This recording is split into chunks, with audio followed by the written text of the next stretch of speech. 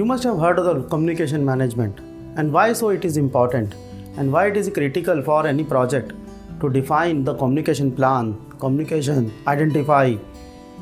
So what is the communication plan in the project management? So basically it engages the stakeholders, keep up to date, provide the relevant information, provide what is to be done, what is pending, what is required to be executed, who's going to do that, what is their action items and how they are going to execute that. So this is the most important area where you need to focus on communication management. So you can understand the various facts about the communication like plan communication.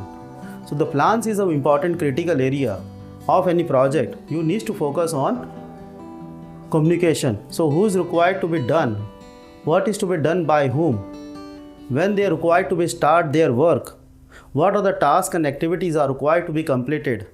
So the plan is the important area which is required to be communicated. Identify the stakeholder. Again, client, customer, stakeholders, internal team, vendors, suppliers are really important in your project also. So when you look into the coordinations, like what are the communication channels, like what are the Microsoft Teams, like Zoom or Slack or maybe Google Meet, you may have the various channels to have the various coordinations.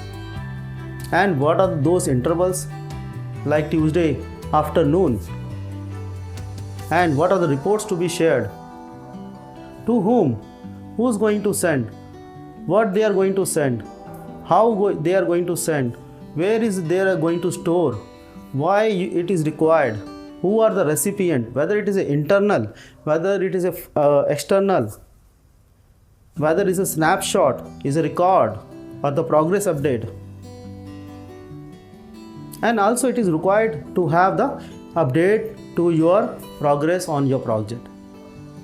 Then manage various issues. If any challenge, problem, defect, escalations, risk, you can highlight and communicate who is the action owner or what is really required, or is there anyone who can support on this, internal or external also.